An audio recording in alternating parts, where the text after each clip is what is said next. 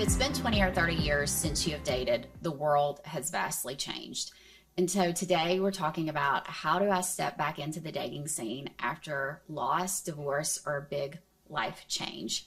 And this can look like anything. What's different about dating today versus the 80s, 90s, or maybe even the 70s if you're listening, and what tends to surprise people the most. And joining me today is Jennifer Miotke. She is a matchmaker for 20 years, and she is going to give us her perspective. So thank you for being here, Jennifer. Yeah, thank you so much for having me. This is very warm and cozy. Yeah. Drinking your grandmother's, out of your grandmother's china at her kitchen table. Yeah. Love that. Well, for those who have listened, for years, women sat around this kitchen table literally spilling tea about what was going on at church, what was going down. Yeah, exactly. And so, it's only appropriate that we do that here. So tell me, how did you get into matchmaking? Well, I've always been like a pretty adventurous person that, wanted to try new things. So when I first moved to Atlanta in the year 2000, I didn't know anybody. And Creative Loafing had an ad. And it was just it's just lunch. And I ended up doing it when I was 24, and I had the best time and dated and found a good boyfriend and learned all about the city. And it was just such a fun adventure. Yeah. That I was like, I should do this. Yeah. So then you said, sign me up. I want to do this for other people too. Yeah. I just told the girl that signed me up, I was like, I should do it. I think I'd be good at selling it. And we stayed in touch. And eventually I did. Yeah. Basically. That's so exciting. So I don't know anything about matchmaking except for I don't watch a lot of reality TV, but I did watch Indian Matchmaker on Netflix. Great. Yeah, I watched them all. Okay. So tell me, what is real about that TV show, and what do you think they got wrong? So the Indian clients that I talk to, they hate how they're depicted in that show. Really? Yeah. Okay. I always ask them. Okay. In general, because I watch all the matchmaking. I ask the Jewish people how they felt about Jewish matchmaking. They just feel like it's super old school. Like it's just so traditional and that it's not progressive enough in terms of like depicting how matchmaking is done today. So that's what they get wrong about that. Yeah. One thing I noticed when I first watched the show that I found so interesting is that most of the people who walk in, they have a really clear picture of who they want. Like, I want him to be this tall. I want him to be in these 3 professions. And I'm like, and when I first watched it, I was like, that's how matchmaking is. Really? So your clients walk in like knowing I want somebody between 6'2" and 6'3". I want them to be in these. They're ordering off Amazon. It's very weird. So it takes some of the woo out of it that is so wonderful. So, okay. So let's back up a little bit. Somebody comes to you. What does the process look like? Usually just people call in or they fill out a form. I love it when they fill out the form because, if you're 6'2" and you're a woman, that's a huge factor. Okay. Sure. Or if you're 4'11", so I can look at things like that and religion and ethnicities that you want to date. So I prefer if they went on the website and they told me a little bit about themselves like they would on internet dating. But sometimes people just call in, but regardless, I just call them and I have a conversation and I'm just literally trying to write down 3 to 5 people that I feel like I could match them with. Okay. And sometimes I really stumble because their standards are too rigid. And sometimes I know that I can do it because it's like, they've got it 75% figured out, but they're flexible. And those kind of people I can usually work with. People that are inflexible, I don't want to work with. Right. So has there ever been anybody that has called you and you're like, yeah, I can't help you? All the time. All the time? Every day. Okay. Well, but that's been hard for me too because I try to be a nice person and help anybody that wants help. But sometimes they want something that I don't have. Okay. You know what I mean? Like you want a Mormon that wants kids. I don't know that person right now. Right. You know what I mean? So let me ask you this. So when you're matching people, is it people you know in real life or people who are also looking for matches, or is it a combination of the two? It's a combination. Yeah. Yeah. So somebody might come to you and they're not per se like a client of yours, but they have a situation and you're like, y'all would be good all together. Yeah. Yeah. I would say like 75 to 80% of the time I'm putting clients with clients, but the clients are hiring me for my discretion. And at the end of the day, this is where it gets tricky. Sometimes your perfect match is not a paying client. And so would you rather have your perfect match or do you want them to have skin in the game like you? Right. So I try not to get into how the sausage is made, just that we Got do it. Got it. Okay. That's perfect. So currently right now in 2026, what does your typical client look like? Or do you have a typical client? Yeah. Well, all of our clients are, I would say, when I talk to people, 98% four-year degree, 65% advanced degree. Everybody makes around $150,000 that we're working with. 35% of them are business owners. They're just successful people. Like tomorrow I meet with a doctor, an ophthalmologist, lots of doctors, lots of high-level consultants, lots of finance people, lots of people in real estate, business owners, that kind of thing. Yeah. Yeah. So what do you think matchmaking provides that somebody might not be able to find on their own? See, that's just it. I feel like matchmakers say that they have this like golden nugget, and it's really not that. It's about people's time. Okay. Like if you're a surgeon, you don't want to be online spending your time doing that. Your time is too valuable. Right. So you're just hiring somebody like me to screen the person to make sure that you would find them attractive enough, the religion thing isn't off, you're at the same stage of life, and their demeanor's right. Right. So it's about time. It's not necessarily finding this person they could never meet on their own. Right.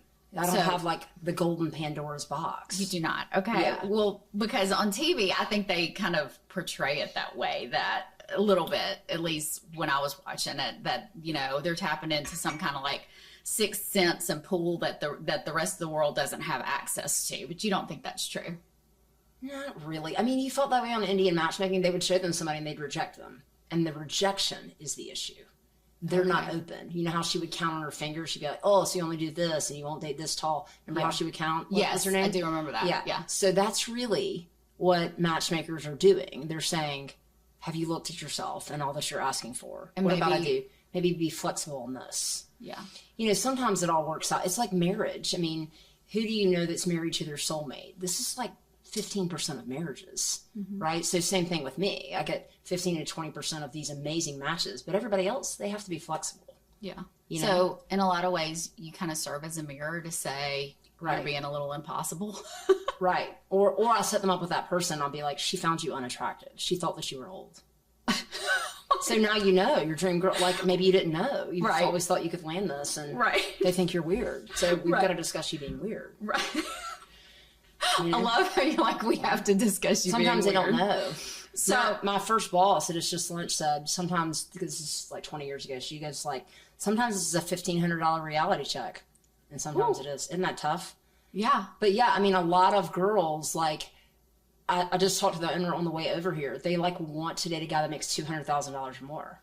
And they want him to be a certain height. And I'm like, well, you're an average girl. Like, I don't know that, like, can you not date a guy that makes what you make? But they won't. And then I'm like, okay, well, the guy that makes what she makes, commented on your body, right? Like, Right. that's your reality. Maybe Right. you don't know that that's your reality. Maybe you Yeah. have to see it firsthand. Yeah. So, yes. Wow. That is so fascinating to me.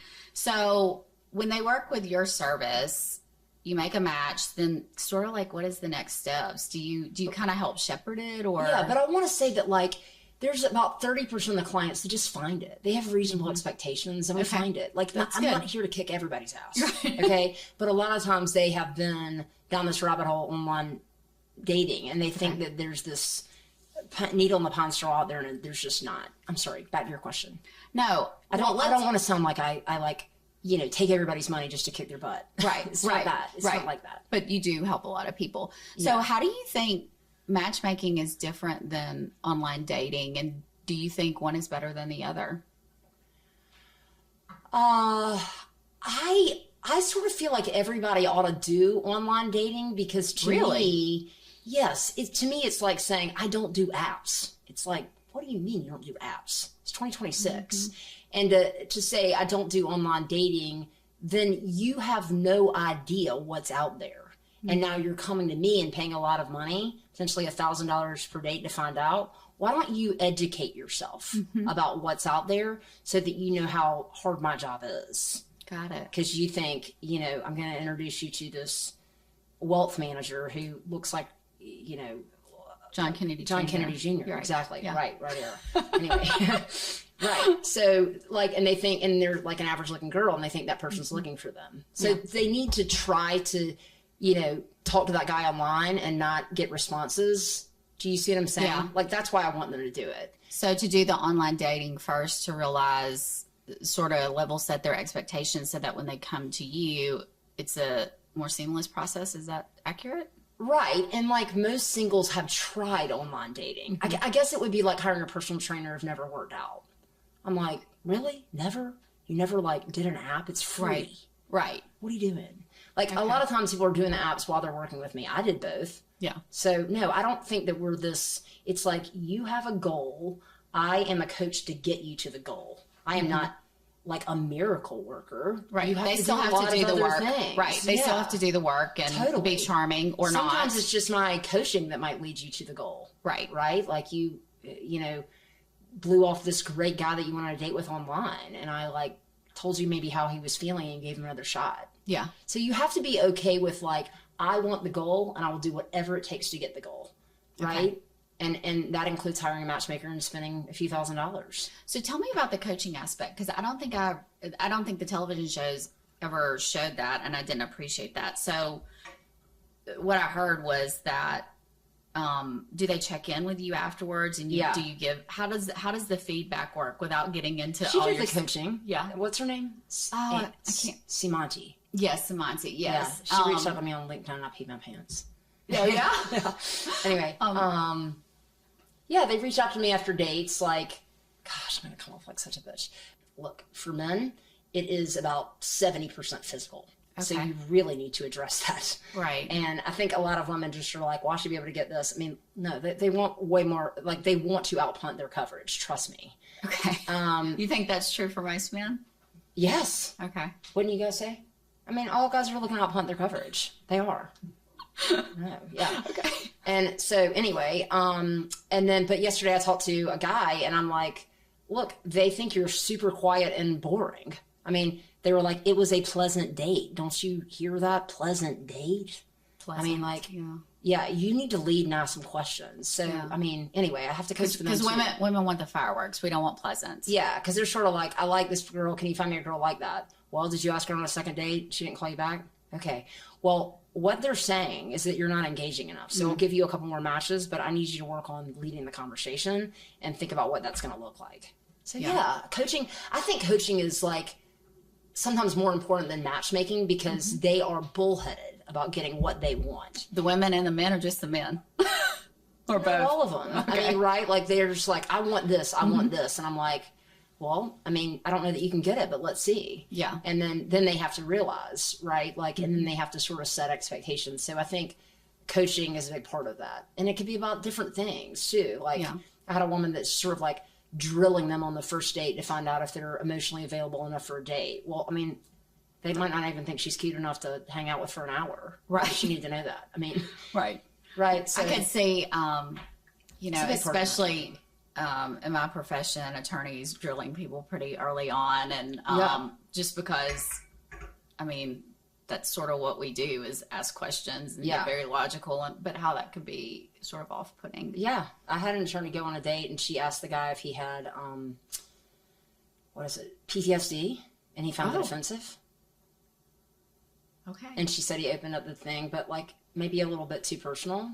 Right. I don't know. Right. Yeah. But sometimes even I'm like, I can see how you asked that. Like if you're bonding. Right. You know, but I think the coaching part is a big part of it as much as finding this match, you know? So you talked about there are some people you don't work with. Let's talk about what readiness looks like, because especially this podcast focuses a lot on grief. And so we do have some people who, you know, they have parents who are widowed or they themselves are. So have you ever talked to somebody and said they're just not ready? And what does readiness look like from your end, do you think? From widows or divorcees? Let's go with both. I'd be interested to hear both. Yeah, I talk to people that I think aren't ready. And if it's a divorcee, they usually just like will not stop ranting about their ex and all the things that they did wrong. And they say, but I won't talk about that on the date. I mean, and I'm like, well, I mean, you just talked to me for 20 minutes about it. I don't know that I believe you. Right. Right. So that's what that looks like. And then the widows, I talked to a widow. I love working with widows. I think they're generally positive and they really want it and they liked, they're not mad. Sure. They seem to have like dealt with the loss better than the divorcees, but they just would basically not think it's going to be out there for them, and maybe they've just found the great love of their life, and they keep saying things like that. They like really don't believe it can happen Again. Mm-hmm. So that's when I know they're not ready. Yeah. Either one of those things. Yeah. So what would like some signs that somebody is in a healthy place and ready to find somebody new? What would that look like for you, where you're like, okay, yes? Yeah, great question. I think that they don't want to date a lot. They really want me to find the person and like find it quickly. They're not doing this as an experience to get more dates or whatever. Mm-hmm. They say like, I don't want to date a lot. I'm really ready to be in a relationship. They're not joining the service for the service. They like, if they meet their person on their first match, they're grateful. Mm-hmm. Right. So instead of like, well, I paid you so much money. And I'm like, well, you wanted the outcome to be in a relationship, right? Like, yeah. I mean, they say things like that. Yeah. Like, I'm tired of dating. That is if they've done dating. Like, if they haven't dated for 20 years and they say, I just want ready to find my person, it's like, well, life isn't that easy. Mm-hmm. But usually they've been dating. Okay. And they are exhausted. And they want me to figure it out for them. Right. And me to say, this is a good person. I think you ought to see where it goes with them. Sure. Yeah. So you saying that they're a good person, it sounds like, and I heard you say, you like people to online date first to see what's out there, to see like... You need to know how hard your matchmaker's job is before you get on her. Yeah. So are there more safeguards in place with working with a matchmaker as far as, because I mean, we are working in we are living in 2026. Dateline stories are real. I know being a female, like you don't want to like meet somebody randomly online, because you're gonna, even if you have the girlfriends on call, to know where you're going to be and tracking your location. So is it safer working with a matchmaker? Did you see that Matchmaker movie? I did not. So good. Okay, so not necessarily. Okay. I would say that 95% of matchmakers, ours included, they don't do background checks. Okay. And here's why. We are dealing with wealthy people that can get records expunged. I feel like over my tenure, I have dealt with people that I definitely think had an issue, but they didn't have a record. So you need to be careful however you date. I mean, we're dealing with wealthy people. What we have is a behavioral agreement. So if we kick them out if they are like having poor behavior, I would like warn them once and then say, what do you consider poor behavior? You keep calling a girl who's not interested. This girl said she was freaked out by how you treated her on the date. We can't have that happen again. Yeah. So it reminds me of when I was dating, there was a guy who kept calling me and I wasn't answering his calls. And then he showed up at my front door and I was like, no, dude. Totally. Like, no, thank you. So basically what you're complaining about, usually it's a man. Yeah. Like, it's always been a man. Oh, if really? they're complaining about twice, we kick them out. We either will like kick them out. They sign something called a behavioral agreement and not give them money back, or give them a prorated refund just to get rid of them. Yeah. So, I mean, that is the way we do it. We always toy with whether we should do background checks, but like, just recently we had something come up and we believe the girl and he has no criminal record. You know what I mean? Like, you can't safeguard yourself against... I saw a girl this week, and no, it was last week, but anyway, she had been physically abused. He's wealthy. He doesn't have a record. Like, you cannot like rely on somebody else to ensure your safety. Like, just because somebody hasn't committed a crime before and been accused of it, been caught, doesn't mean they won't do it. Do you know what I mean? Yeah, it doesn't mean they're not a terrible human. Right. I do think you should, background check them and stuff like that once you, like, if something came up and they like had a felony and we saw it, then we could kick them out. Sure. Right. But anyway, I think you need to background check your dates, but just also know that like, you're not necessarily check the box safe. Like, if you're getting some red flags and he's creeping you out or making you feel scared, you need to listen to that inner voice. Yeah, for sure. So let's say, besides being a creeper and words you may get on Dateline, what are some other red flags that people should look out for when they're dating and they're out there, whether they're using an app or meeting people and going off vibes? Like, what are we talking about women? Is it most of your listeners women? Most are women, but I'd like to talk about the guys too. I don't want to leave them out. Yeah. So red flags for women are, you know what breadcrumbing is? No, I don't. Tell me. No, it's a dating term. Okay. It just means that they're sort of stringing you along. Like, Okay. you know, at the end of the date, it goes well, you kiss them, you don't know if they're going to hear from you again. They call you a week and a half later, they ask you what you're doing. They didn't ask you out on a date. I feel like that's weird. You know what I mean? That's not an emotionally healthy person that is wanting to be in a relationship. Yeah, that's not like healthy attachment. Yeah. Okay. So I think women need to be wary of that. Can I talk about a green flag? Yeah, I want to hear both. I think that women are so looking for this alpha male to take the lead that they are missing this super nice guy who's kind of nervous and an engineer and doesn't know how to ask for the second date. So I think that they're sort of, you know, discounting him because he's not alpha enough, but he's a really good guy. Yeah. I mean, the guys that are a little bit clueless, I mean, they could be a diamond in the rough. Yeah. So I think that they need to, if they're interested and curious about somebody, they need to say, I had a really good time. I'd love to see you again. Yeah. I think that the women need to take the initiative because you have to understand in today's day and age, they've been dating online.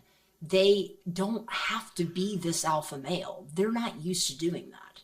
They're uncomfortable with that. Right. So if you're waiting on this alpha male, you might be waiting a very, very long time. Yeah. And when you find him, he might breadcrumb you.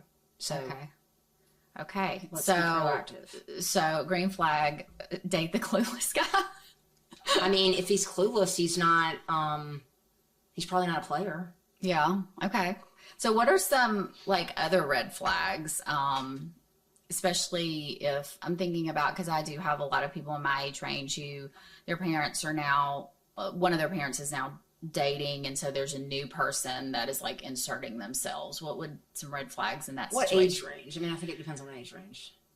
For the parent who's dating or the adult children? Well, how old is this woman? So Does it be different? yeah, like I guess people 55 to, I don't know, like 70. I would say that you need to make sure that they are financially able to take care of themselves. Yeah. And you need to get to that. Yeah. Right? Like, but I think that women might discount a guy who's in an apartment. They'll be like, oh my God, he can't afford a house. Well, maybe just divorced and he doesn't know what house to buy. Right. Right? So, I mean, you need to steer those conversations. Have you saved for retirement? How do you envision retirement? I mean, I think that is a big thing. I think if they don't have friends, that's probably a problem. You can On either side? Yeah, on either side. Yeah. Yeah, If they don't have friends, or if they don't have, you know, if they're totally cut off from all family members and friends, I mean, that's a big red flag. Yeah, not everybody in the world can be wrong. Yeah. Yeah. Yeah, but again, you know, it's like, I think that somebody, like maybe they did come from a bad family, but do they have friends that they've had for 20 years? That could be a good person that came from a bad family. Yeah. You know? Yeah. So you got to take it all together. Yeah. So have you ever had, I had a girlfriend who's dating and she said, I feel like this person is love bombing me. And so I'd kind of like to talk about like what is love bombing and what is not from your perspective. Yeah, that love bombing thing is so weird. Yeah, that's definitely a red flag too. So what does that mean? Because when she was telling me some of this, because I don't really know. Yeah. I was like, well, is it or is it not? And so what does love bombing look like for you? I only hear about it. This never happened to me. I mean, I wish that, why didn't anybody bomb me? I mean, I don't know. I was never bombed. So, I mean, I think that they're addicted to like the dopamine hit of falling in love and getting that from the other side. And it's really easy so that like when that moment goes cold, they're on to the next one. So yeah, I mean, you know, if you're 50 something and a guy is like telling you he thinks you're the one on the second day, that's crazy. Yeah. Actually, I was love bombed and he was an alcoholic.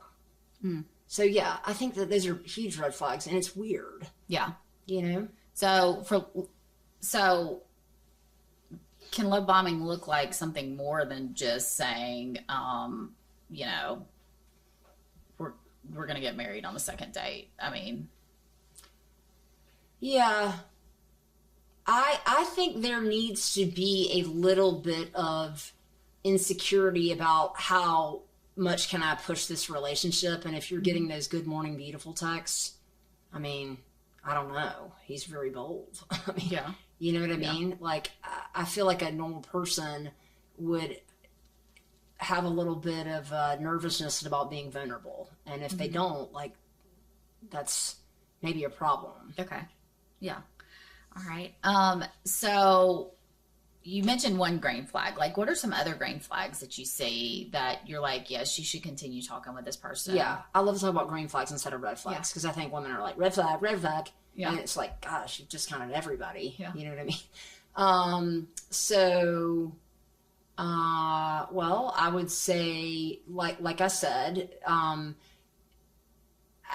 maybe not being so smooth about asking her out again. I think that could be a green flag. Okay. I think that asking questions about her and really listening could be a green flag, you know, as opposed to just telling them how great they are. I think doing what they say they're going to do, like, I'd love to see you again. When are you free? And then, you know, following up in the way that they said they would. So like that consistency is a green flag. piece. Yeah. But I think women think green flags are things like opening the car door for them. Who gives a shit? I mean, walking them to their car. Jennifer, you didn't walk me to my car. He's not a gentleman. I mean, whatever. That could be a love bomber. Right. Like, that stuff does not matter. Right. And also, you walk to your car by yourself all the time. Right. Let's relax. Yeah. Okay. Like, it's What are some a other nice things gesture. that you think are nice but don't really matter that women get hung up on? I mean, that walking me to my car thing didn't tip the valet for me. I mean, diva. Like, what is going on? Okay. Yeah, that kind of stuff. Okay. I mean, I think a guy should pay for the meal, but I feel like women, you know, especially through a matchmaker, these guys are like, I don't know the rules. Like, they're just kind of clueless guys, and they might just discount them. One of my favorite couples, her name is Jackie and Cameron. And Cameron, they went out for pizza, and Cameron didn't pay for it. And a lot of girls would have discounted him. I mean, Cameron has a master's degree. They have a house now. He's wonderful. He's got a lot of friends. Cameron was clueless. Yeah. He was just clueless. Hadn't dated enough. Yeah. Didn't know the rules. I mean, right? But other girls that he did this to was like, oh my God, I would never go out with a guy who let me split the bill. And I'm like, are you 38 and you want to get married and have kids? I mean, Yeah. is this got to be your biggest rule ever? Right. Like, relax. Yeah. Relax, Diva. Yeah. Like, let's focus on the end goal here. So let's talk about some real world examples. You know, I'm kind of saying like age gaps. Like, what age gaps work well, you think, and which age gaps is like too far of an age gap? I think that basically everybody should date within 10 years of their age. Okay. And I think if you are willing to make the trade-off of money for looks as a woman, go to 15 to 20 years. Okay. What about I think for 15 men? could work. I mean, I think that if you're dating a woman, if you're getting more than, you know, closer to 15 years older, then your money is an aspect of why she's dating you. Yeah. And, you know, if you're good with that, I think they are good with it. That's the whole thing, Ryanne. I mean, Yeah, like, I think they are good with that exchange. I think they are too. I mean, it's the old trope of, you know, the older male, and, you know, I remember growing up, there was a family friend who his wife turned 60, I think. And he was, I think, 10 years older than her. They got divorced. Mm-hmm. And he said that he traded her in for two 35-year-olds. Mm-hmm. Right. And I mean, but I think he, to your point, was okay with the fact that the 35-year-old was clearly dating him for his money. Yeah. I hope she enjoys the ride. I mean, I don't even think this is a bad thing. Like, Right. well, like, teach his own. Right. But Yeah. know that is the trade-off. But what I'm hearing you say is more compatibility long term. You want to keep it within that 10 to 15 years. Yeah, 10 years. 10 years, Okay. maybe 15 years. I mean, be Yeah. flexible. Like, you know, about rules. I mean, sometimes things just look a little bit different. Yeah. But if you're getting more than 15 years, come on. Yeah. It's a different stage of life, a different era. Yeah, for sure. For sure. So from your vantage point, what predicts like long-term success in a couple? Well, I think wanting to work through problems. Mm-hmm. I think that when they have kids, you know, really taking into account that the kids are going to be a factor and it's not just you and them. I I think it's great if you have a hobby or interest. It's something you can do together, you know? Yeah. Yeah. On the on another one of our episodes, I talked to Jessica Fagan, who is a divorce attorney here in Atlanta, and I've heard her name. Yeah, on the episode Hollywood Lied, and so I really viewed this episode as kind of a companion piece to that. And she gave this great piece of advice, I think, and I'm just interested to see what you think. Is that like marry and get hooked up with somebody who wants to travel and see the world the same way you do? How do you feel about that advice? Yeah, I think that a lot of times people are like looking for this spark and this chemistry, but it really is about making sure that you know, if you're on a train to get married and have kids, that they're on that same train. You know what I mean? Yeah. And so a lot of women are like, well, I don't want to freak him out. And I'm like, well, you're not saying that he has to be on the train. You're just saying that that is your goal. Yeah. Right. Yeah. So just being honest about what your goals are as far as lifestyle, travel. And maybe being flexible about those goals. I mean, life doesn't, you know, work out perfectly for everyone. Right. I mean, maybe you don't hit all your goals in a lifetime. Yeah. You know, but if you can hit 80%, could you be happy? Yeah. You know. Yeah. That. I love that. So anything that you hear all the time that people think matters for long-term success, and you're like, that does not matter at all? Well, I think that for women, they are looking for chemistry right away, this click. And I don't think that that necessarily happens. I mean, first of all, if you're in your 40s and 50s, like you were just remembering that feeling of being in your 20s, and now you're like too old for that. Do you know what I mean? Like, honestly, you think that goes away the older you get? I feel like if you feel this major chemistry, you're too smart to think that that is going to work out into a beautiful Disney fairy tale. Right. Right. So maybe it's more complex than that. Just because you feel this chemistry, that's great. Like, but you know that life is way harder than that. Right. Don't hang your hat on just the chemistry. Yeah. Got it. I think that a lot of times the guys that you feel chemistry with, they can make any woman feel like they feel chemistry because they're smooth. You know what I mean? Yeah. So I don't know. I think that they need to go on second dates. I mean, the Jewish Matchmaker has something. I mean, unless you're like heaped out by him, give him another shot. You know? Okay.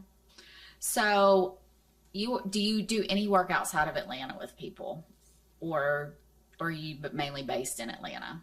Well, I just took on a woman off 30A. Okay. So, like, basically in matchmaking, what I really like about our company is it's a little bit like your podcast. It's very like we're Atlanta, and if people have been dating in Atlanta, they know somebody who knows us. Like they just do. We've had a business career for 25 years.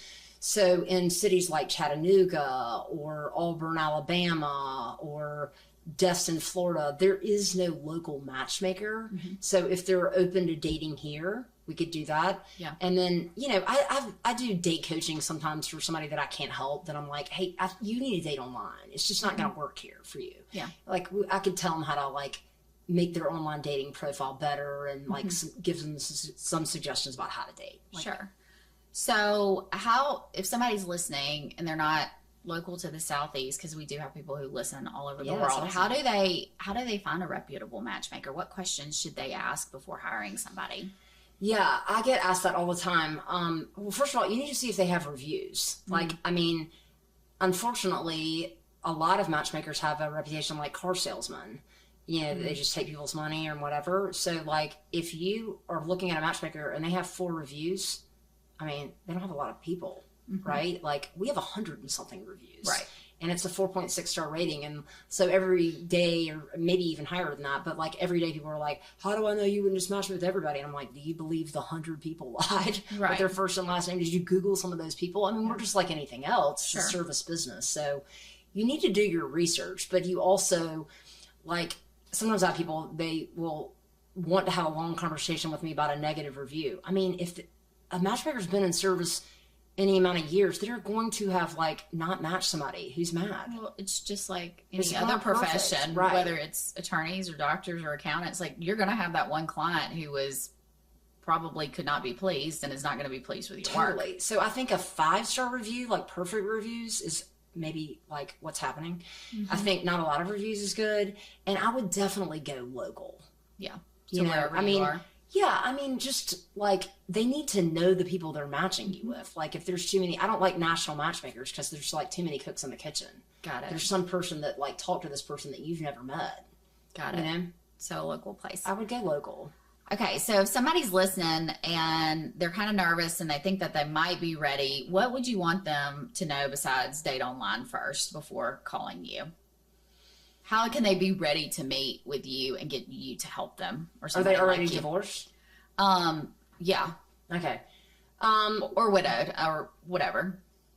I think you could just call in. Honestly, you could just call in if you live in Atlanta and talk to a matchmaker. But it's easier for them if you fill out a profile. Okay. Because if you're 6'3", that's an issue as a woman. If you're obese, that's an issue. If you're in great shape and you're like Miss America, I mean, like those are all factors for your matchmaker, right? So, I mean, if you only want to date Catholics, that's a major factor. So if you could fill out a profile so they could know a little bit about you, it would save you a lot of time. And yeah, I would fill out a profile. And then if you really are interested in making order, then I will call. Yeah. Right? Because then they know that you're really interested. Because matchmakers every day get people that fill out a profile that think they're like an online dating service or something. Yeah. And I imagine, because I haven't looked at y'all's profile, but that it probably takes some time to sit down and be reflective about what you like, what you don't like. There are really some questions like that, I would imagine, that you've probably had to think through. Yeah, I mean, and that said, like, I'm a super proactive person, so back in the day, I just called in and I was like, yeah, I'll meet you tonight. Yeah. But I mean, that's easier for the matchmaker, and it's easy for you to think about that kind of thing. Yeah. Right? Like, what are the deal breakers for you and all of that kind of stuff. But if you just called, the matchmaker could fill it out for you and talk you through all that stuff. Because sometimes you don't know, right? And sometimes you write, well, I really want to date younger than me because I'm 55 and everybody tells me I look so good. That happens every day. And then, so I only want to date to 62. And it's like, if I looked at that, I'd be like, oh my gosh, must be 6 feet tall and up to 62 and need to be inside the perimeter. I don't even know if I want this woman. She seems too rigid. But maybe you, or the man, right? Maybe the man fills out a profile and says he wants to date 20 years younger. And I'm like, ugh, gross. I don't want to take him. But maybe they are flexible, right? So, I mean, if you're not sure, because you haven't been dating forever, you can call, and sometimes they'll be like, what do you think I should do? I'd be like, well, I think you should date within 10 years of your age range. Right. You know? I mean, I guess if you don't know, just call. Yeah. Because that's okay. Okay. So how can people find you and get in touch? So literally, if they just searched Atlanta Matchmakers, I think I'd come up, but, that's how I found you when I decided to do. I mean, there's only a handful. Yes, it's not a big party. But we're one-on-one matchmaking. The office is in Buckhead. I don't know what percentage of your clients live here, but and we also run 8 at 8 dinner club, which we haven't talked about. But yeah, tell me about that. Yeah, I think. So remember how I said people should online date? I actually think they could do 8 at 8 dinner club instead of online dating because it's 4 girls, 4 guys going to dinner that are all educated professionals that are basically the same stage of life. So you really do see quickly what's out there, right? So if you don't want to weed through all that, you could do that. Okay.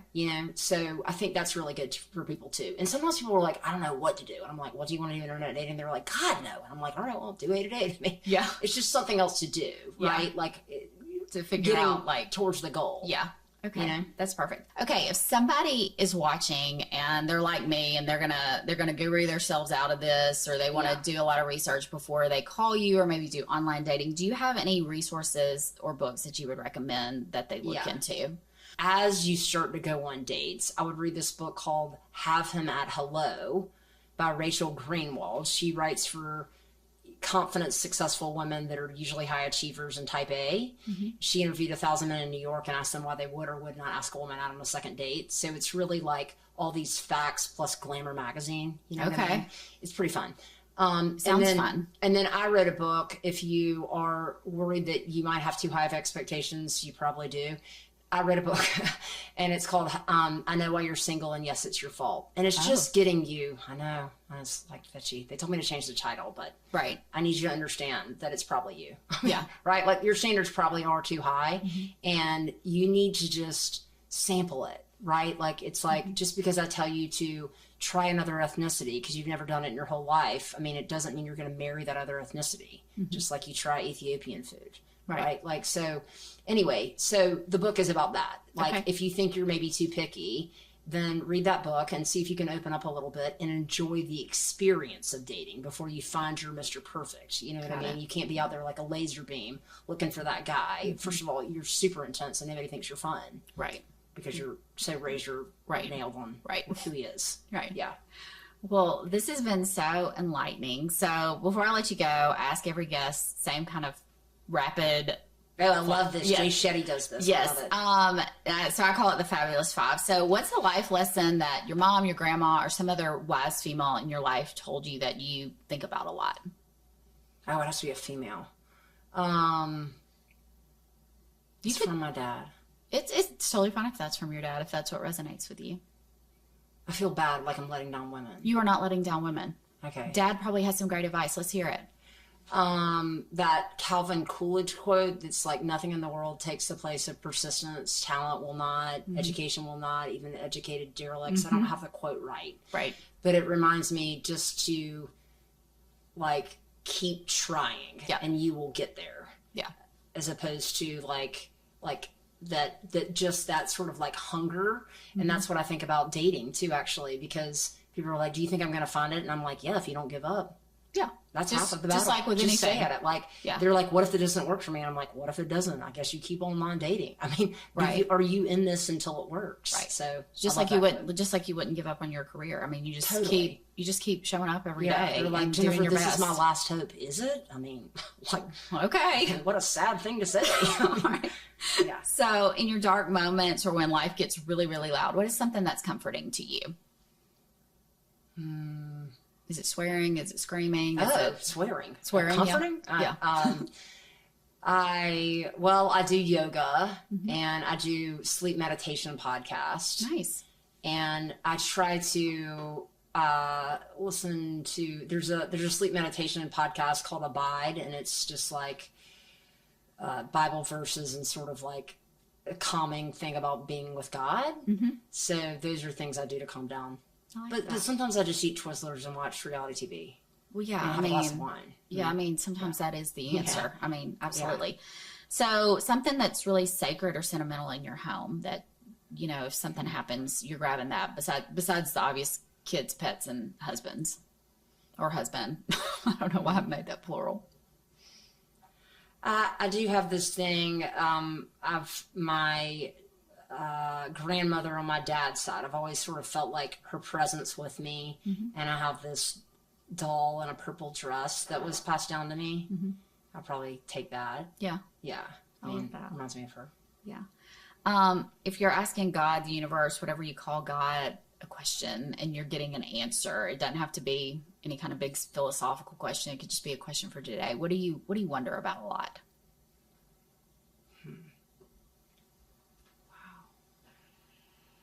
I guess I wonder if this is, I just turned 50. So the hormones are raging and whatever. So I guess I wonder whether this is it for me, whether I should just do matchmaking for life and I'm at peace with that, or whether there's something else I need to do in terms of like coaching people and helping them get in relationships. So it's like, I know that this was the right path, but I don't know if it's the end of the path. Right. You know, like maybe there's a part 2. Yeah. I like that. Right. Like if we're in a similar age range. So I feel like every woman in our age range is sort of sitting at this place of like big, huge decisions of, well, this worked. Yeah. And this is the top of the mountain. Right. And I could do that. And I could do that for a while. Yeah. Just kind of like with me practicing law, like I just kind of felt like there was something more I wanted to do. So I was like, why don't I do a podcast? You know? So, yeah, I get that. I figured that out. Yeah. That's awesome. What's a phrase or a quote that you love that you come back to often? And it can be profound. It can be a swear word. It can be just something that is a Jenniferism. Well, I mean, in terms of the love bombing thing, I tell people every day, like, there's a Tao quote that says, the faster the flame, the quicker it burns out.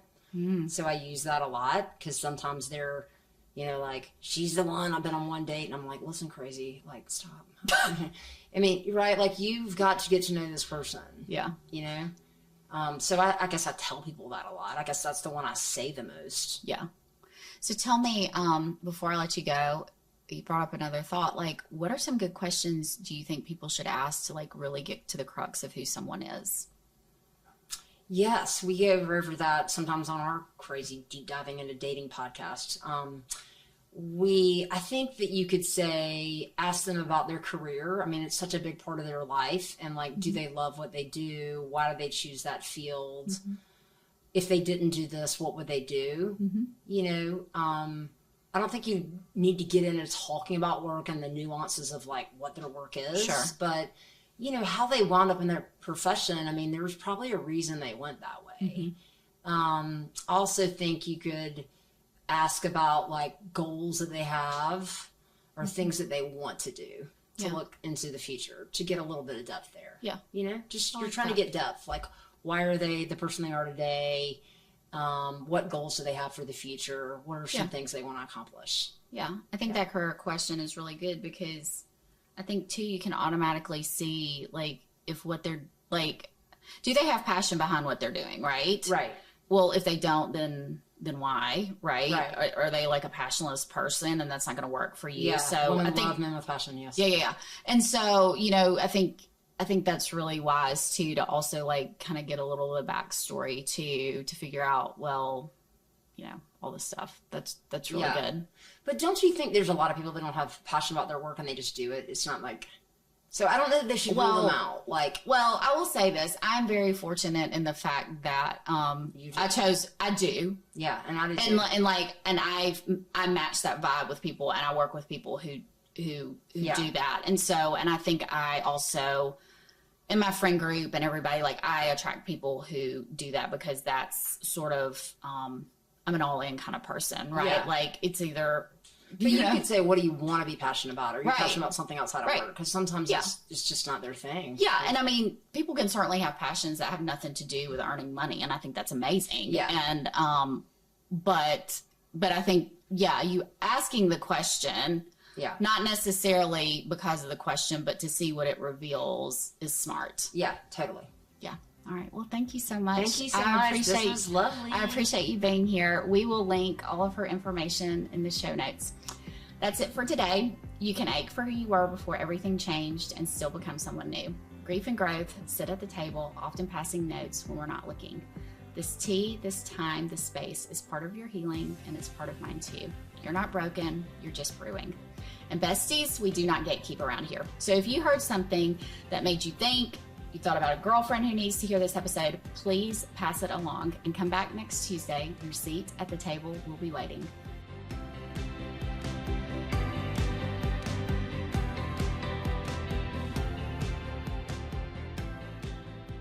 Follow along on Instagram at How Do I Do This Pod and on YouTube at How Do I Do This Pod. DM me on Instagram and tell me what kind of grief you're holding right now. Seriously, I'll read every one and will probably be the person to respond back. Tell me what you have tried that you think might help me. I'm open to trying anything that's not illegal. Your story might find its way into one of our future episodes.